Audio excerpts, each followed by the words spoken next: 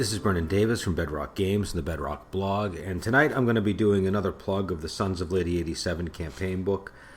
This is something that I didn't get quite as much of a chance to really push when it came out, and so I'm hoping to just kind of get the word out a little bit more and give people an overview of it.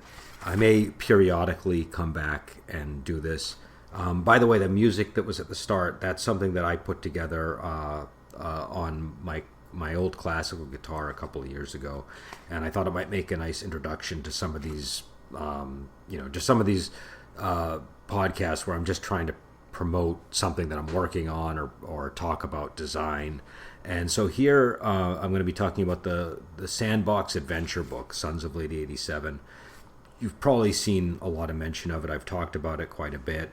And I want to give an overview of what people can expect on the inside. So you're going to hear a lot of page flipping in this one.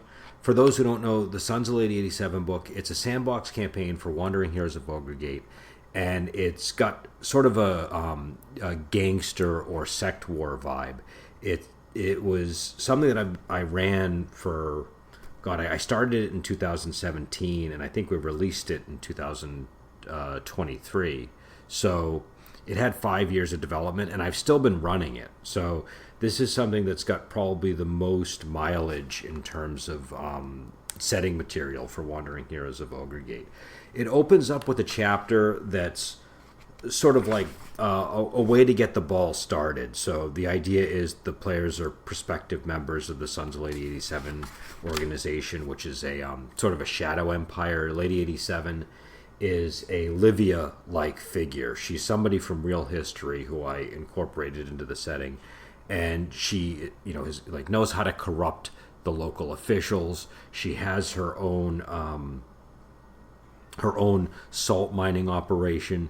She's taken her sons and put them into positions of power in the empire, so they're like local magistrates and sheriffs and that kind of thing. She's bribed a lot of local sheriffs, and so the book is the premise is that the players are sort of a part of this organization, but really the book is a sandbox set in the prefecture where she operates, and so it's an overview of the Fanshu prefecture, which she controls the eastern portion of, but there's still a lot of areas that are outside of her control. And so there's a sect war that starts when this other organization brings in opium-like drug called Celestial Plume. That was a big part of the campaigns that I was running there. And so so you get a campaign overview, and then and that also includes some really crucial tables, like the Sect War Shake-Up tables. And these are tables that were fundamental to running the game. So the tables were, you would roll on them periodically. It might be once a week, it might be once a month. It's kind of up to the GM. It could be every adventure. And so just to kind of give an example, at the start of every session, I would roll on these tables, and these would kind of give me an idea of stuff that was going on in the background. So I'll do one now randomly. So my first result is roll on. So I'm rolling on Sect War Shake-Up Table 1. It tells me to roll on Sect War Shake-Up Table 3. So I go on to Sect War Shake-Up Table 3. And this stuff is, I think, a little bit more geared specifically to Lady 87 when you get this result. And so it says Lady 87 sends the PCs to infiltrate an enemy sect. And so, then I would presumably roll on one of the, random sects. And so, let's see here. And so Long Mahal. So that would be, again, the Sect War Table 3 is something that's sort of more directly involving Lady 87 and often more directly involving the PCs. And so to just give another example, so say that was something that happened your first session. The players go and they infiltrate Long Mahal. We roll again, and we get the authorities arrest members of a sect. And so then you roll on table 2 to see which sect it is, and we get the Jade Owl Bandits. So it's just stuff to kind of give you an idea of what's going on in the martial world. And it can sometimes be relevant to the party. It can sometimes be relevant to the 87 Killers, or other times it's, things that are just kind of happening that might affect the sect war. Other types of stuff that can occur on it are like alliances emerging between sects, more conflict emerging between sects, and so it just kind of helped to drive the campaign as things were going, and it helped to keep things fresh.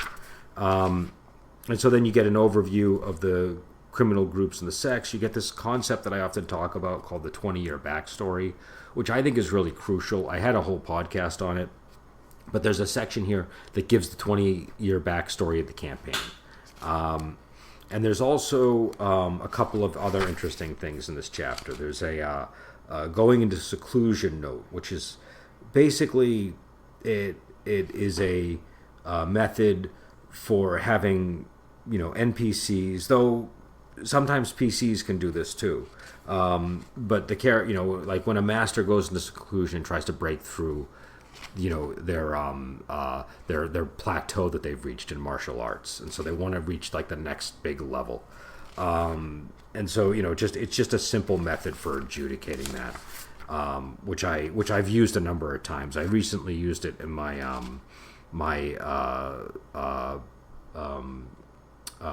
Heavenly Fragrance campaign for the Sons of Lady 87. If you want to see, my most recent campaign, go on the blog. The Heavenly Fragrance campaign is up there. But there's also the Celestial Plume Masters campaign, and I have my original Sons of Lady 87 campaign blog notes. So then you get the Sect War map, which again, that's a very handy thing. That gives you an overview of all of the sects and their alliances and who's in conflict. It'll also indicate if there's like a brewing conflict between the sects, if they have a business alliance, and generally it's just a very useful chapter. The second chapter is the 87 Killers chapter itself. So this gives a history of the organization, an overview of the organization, describes their beliefs, their membership, but then it gives a breakdown of the major characters. So you have an entry on Lady 87 herself. You have entries for her sons, for her granddaughter. You have entries for other important members. So there's a character in there called Boorish Drunken Sword, another character named Restless Viper. You have an entry for her right-hand lady that is basically always sort of assisting her. And you have entries for characters like Big Sister Hong Na and a guy named Hateful Saber. And then you also have entries for the rank and file, so like the stat blocks with a brief description of like the high rank members and then the lower rank members, and then you have a full entry that lists all of the 87 killers by name. So it doesn't give a stat block for every individual, though some are statted, but it basically gives you the name. So like if you want to know who's number 29 in the group, that's Hu Bao, Sister 29. If you want to know who is let's find somebody else. 68, Porcelain Swordsman Yu. So it just kind of, you get a list of every ranked member, which was very handy. And then if you need a stat block for them, you can use the high rank or the low rank one based on where they are in the order, or you can individualize them if you want. Chapter 3 is the big gazetteer. This is the heart of the book. And so I'm going to go over it in a little bit of detail here just to kind of give you a sense of what the book contains. This is kind of a read through of the book, sort of like I did with the Wandering Heroes of Wargate core book recently. So it starts out with an encounter tables section, and it gives different types of encounter tables. So there's the sort of basic Fanju encounter table. And this has all the basic things, roll on the grudge table, roll on Fanju table 3, patrolling inspector and 3D10 soldiers, local criminals, Jandao merchants, bandits, all that kind of stuff. They tend to be more mundane. They're not, oriented more towards monsters and stuff. It's more about, things that you might expect to find in a more stable governed region like the Empire. And so there's the forest table. So there's the Yaogwai forest, which is kind of important, and so that has a number of entries. There's the Fanju Canal and waterways tables. These were kind of important. So this is for when players are traveling along the waterways, which they do a lot. And I just found that I needed separate tables for that because that's it's a more specific type of mode of travel than traveling through roads or on through forests, and also on the canal tables I decided there's a greater likelihood of a grudge encounter occurring, because that's a really ideal spot to ambush people. So that's why there's more grudging tables. But there's entries for things like collisions with other crafts, stowaways, constable patrols. So the ships might get boarded by the constables, that type of thing. And it's a 2-tier table. And then there's the Fanju personality table, and this is something I do in all the books. Number one, on all of the normal sort of encounter tables, so the Fanju table 1, there will be, if you roll an 11, it says roll on the Fanju personality table, and then here is every character in the region, and so it's a percentile roll. Most of the other tables are 2d10 rolls. The Fanju personality table, the one that comes with the Li Fan book, all of the personality tables for the martial world, those are percentile rolls, or they're D100 rolls. So just to give an example, we roll on it, we got an 86, and so that's Boar's Drunken Sword, the guy I mentioned earlier. We roll again, we got a 77, so that's Palm Mistress Qing Ying, who's one of my favorite characters from the book. Then we also have a crime complication table, and this is something that arose because characters are committing crimes, and so you kind of need, a tool for handling, anything that could arise when players commit a crime and there's a complication or anything like that. So I'll read you the full description of what the crime complication table is. It says, you can roll on this anytime the players commit a crime. If they take exceptional measures to plan their endeavor, then you may choose to forego rolling. Try to work any result into the events of the crime itself. These can be encounters that occur during the crime, after, or before, whatever seems most appropriate. And so you have entries like no complication, 1d10 constables, 1d10 Long Mahal escort. So Long Mahal is kind of like a righteous escort company. Cargo not what it seemed. Martial hero shows up. Rival organization interferes. 5d10 Imperial soldiers. Roll on the grudge table, so you could have a grudge encounter during the crime.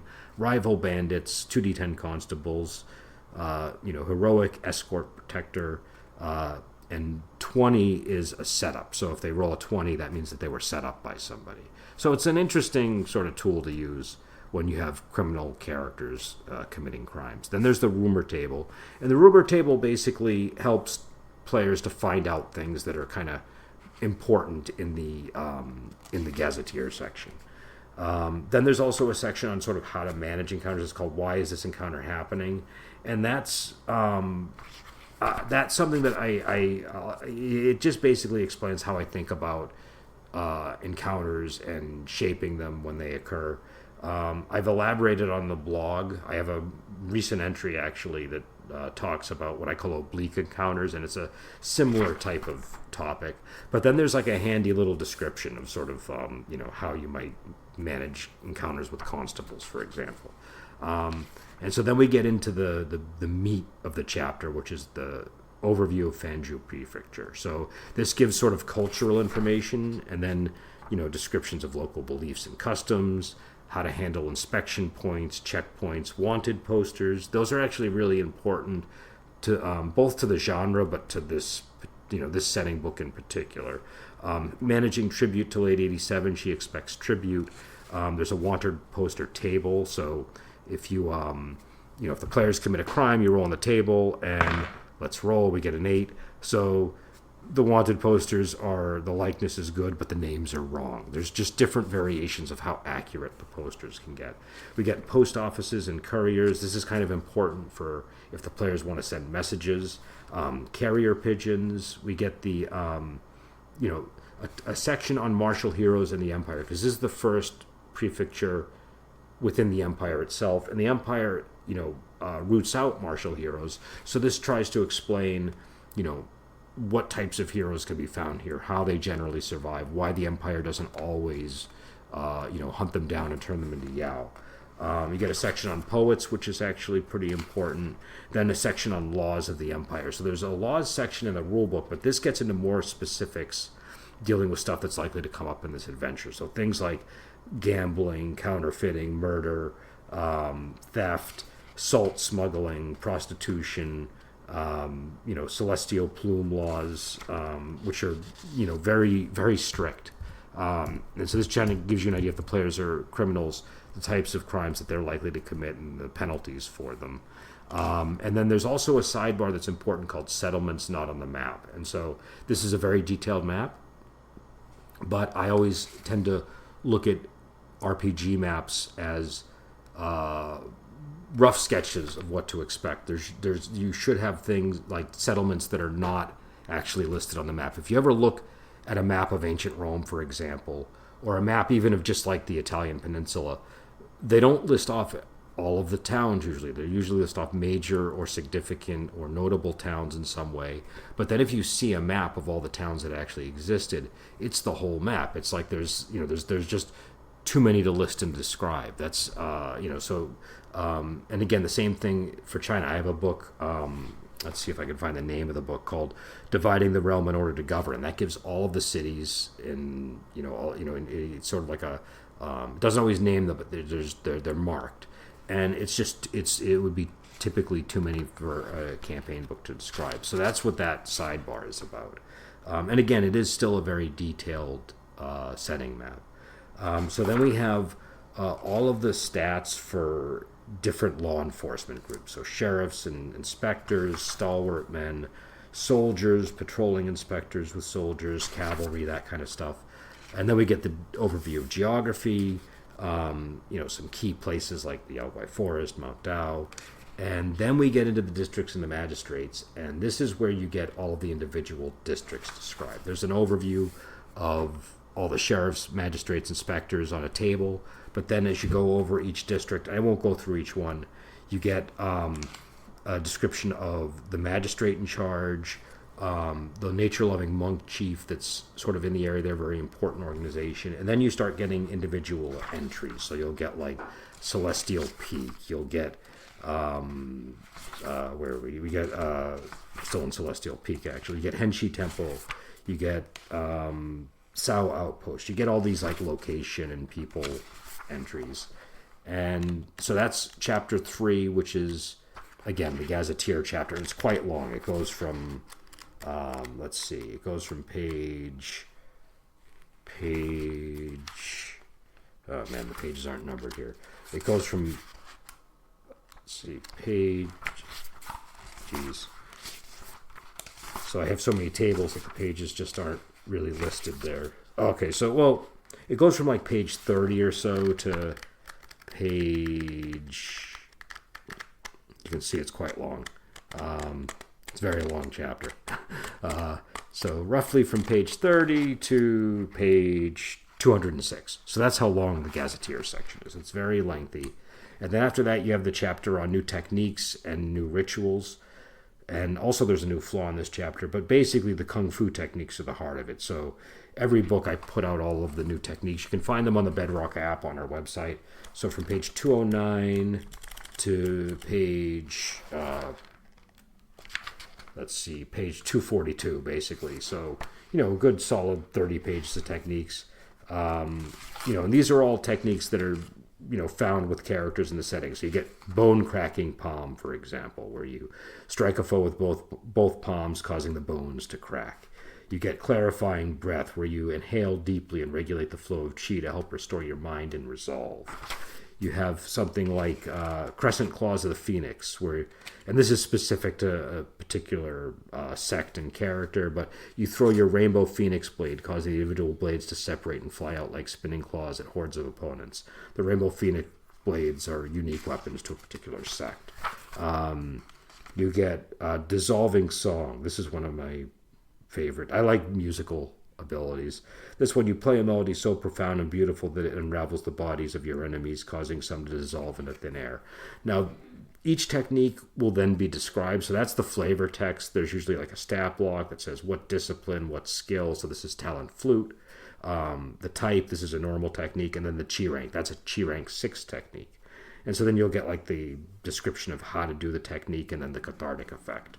So there's that. And then you get to chapter 5, which is new poisons, equipment, and diseases. And so this is, again, this is in every book, but importantly, this includes descriptions of Celestial Plume, which is the sort of the engine of conflict in this game, the MacGuffin that everybody's fighting over.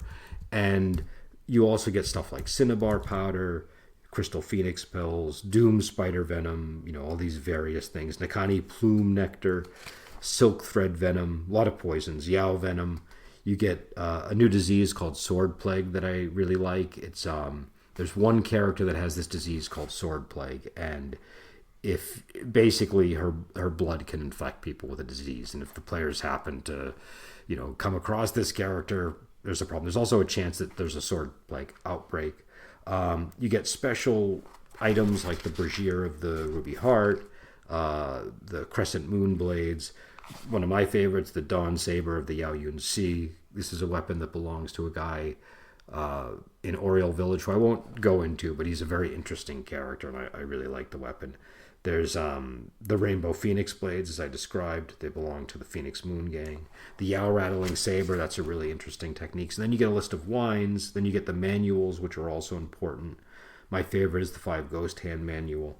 And then you get the profound items, which are, like powerful items that profound masters can wield or have created.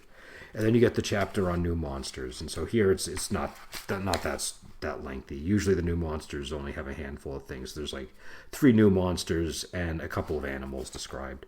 And then you get to the appendices. And the appendices are pretty important in this. So the first appendix is spoils table and expanded grudge tables. And so the spoils table is just sort of designed so that you have something if the players rob a caravan. It tells you basically 2 tables. One is a table of things, and then the first table tells you how many times to roll on that table. And then you have the grudge table with complications, which is just a new approach to managing grudges and grudge tables. And then you have Appendix B, King of the Pure Ones. This is an adventure. It's I think a pretty fun adventure. It was kind of inspired by the Reign of Assassins movie, and it involves the earthly remains of Sun Mai. He's kind of like this withered corpse who is all of the bad qualities that Sun Mai left behind when he became an immortal. I thought it was a fun adventure, and I really liked the character of King of the Pure Ones, who is he's like the earthly remains of Sun Mai's body, and he's just like this despicable, immortal, undead creature almost. It's a very fun adventure. I have a section on quick and dirty NPCs. I always kind of do something like this where I just talk about how to make really fast NPCs on the fly, and I give 3 examples. And the characters I provide here are fun. It's if I remember, it's the gallant sons of Sun Si. They're these mercenaries, all the sons of this guy named Sun Si. And so there's Filial Crane, Heartbreaking King, and Roaming Corpse. I had a lot of fun with them in my campaign. And then I have a section on game mastering Lady 87. This is really more about game mastering in general for Wandering Heroes of Ogregate. So I talk about, the importance of tying PCs to family members and maybe using family members from the characters from the book as their family. That's something that I do a lot, where I'll roll on the martial personality table and have those be family members of the player characters. Drama and sandbox, which is something I always talk about. Running a crime campaign. This is a crime campaign, so there's some advice on that. I talk about the campaign being character driven, things like the threat of being marked for death. I talk about fairness, which is, again, when I say fairness, I mean being a good faith GM and being even handed. I don't mean making sure that everybody gets equal spotlight. What I mean is fairly adjudicating things, being impartial, and being not the player's enemy, trying to sort of just be even-handed in how you do things. The involving martial world, that's a very important concept. the issues with lethal threats, a concept called long distance villainy, which is a fun technique I like to use for bad guys, and tracking movement of characters in a living world, and also something called the inverted encounter roll, which is a technique I like to use when the players are seeking things out in the setting. And it sort of reverses the way an encounter roll works in order for the players to actively use it when they're trying to find something. And then I have Appendix E, which is special characters and creatures. And this just sort of gets into things like, a different type of Yao, that sort of thing. And then Appendix F is an empire table that I used for managing things like army sizes and who's in charge of where. It's just sort of like, so for example, it tells you which generals command which armies in which prefectures, that sort of thing. And it gives you a sense of how big the Kylin army is. That's, so if you have any kind of military stuff going on, you have something to sort of, start with. And then Appendix G is my Three Constables campaign. And this is just sort of an overview of the, I think the 3 adventures that I first ran for it. The campaign was longer than 3 adventures, but I just kind of took the 3 first adventures from that campaign and give they're kind of like adventure seeds, and some are bigger than others. So the first one is just like an overview of like it's called the Red Parrot, and it's about them trying to find this girl who's been kidnapped by Feast Beetle Lee. And the second one is my favorite adventure that I'm probably going to expand into a more full concept adventure for Righteous Blood, Ruthless Blade. It's called The Cult of Chabi. And this is kind of like a Frankenstein-inspired adventure where there's a murder mystery, where there's a cult that's taking limbs from different people and using them to create like this creature that comes to life. And that's probably the longest entry in this section. And then there's the Demon Hearts adventure, which I don't even really remember. I'd have to read it again to give you a full overview. But I remember that being a fun adventure. And so then Appendix H is the Hanging Valley of the Dead and the 7 Blood Cave Alignments. This is a profound realm that gets mentioned in the Sandbox adventure. So I include the entire... there's like a map of it, and there's a description of it. There's a character who has connections to this. And the Profound Realms are like these places that are more connected to profound and immortal characters that don't always abide by the laws of physics that people normally would think of. And so it's a place that you have to go through like a special method to get to. It's like a hidden location, secret place. And it's a pretty extensive description. I ran some adventures in it, so I have like all the characters from it and the description and overview. And then there's just like, handouts and stuff in the back. So that's the book. I know this has been a very long description. I spent 30 minutes very dryly going over the book. I probably didn't do a very good job of selling it, so I apologize for that. But this really is, in my opinion, this is our best book for the Ogre Gate series. It's packed with stuff. It's got so many characters in it, and it really is just like, I think, a really solid sandbox. This is probably the best thing that I've ever put out. This and Strange Tales of Songling, in my opinion, are the 2 best things they're the 2 things I'm the most proud of. They're not perfect. They're rough around the edges in places. There's always little errors here and there, but this is like a really solid. You can run years-long campaigns with this. It's not. It's. I've been working off of this now since 2017, and I have not run out of material. So that's how useful it is. So again, you can pick it up at DriveThruRPG, or you can go to the Studio 2 website, or you can go to our website at bedrockgames.net and you can pick it up. It's what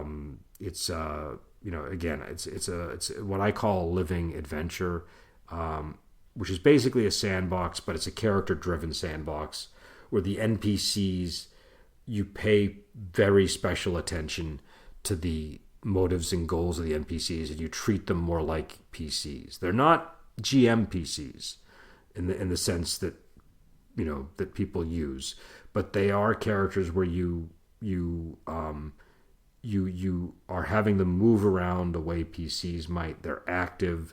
They're not just sitting there waiting for the players to come to them. and they're evolving and living in the setting just like the players. So that's the idea. And until next time, I will talk to you later.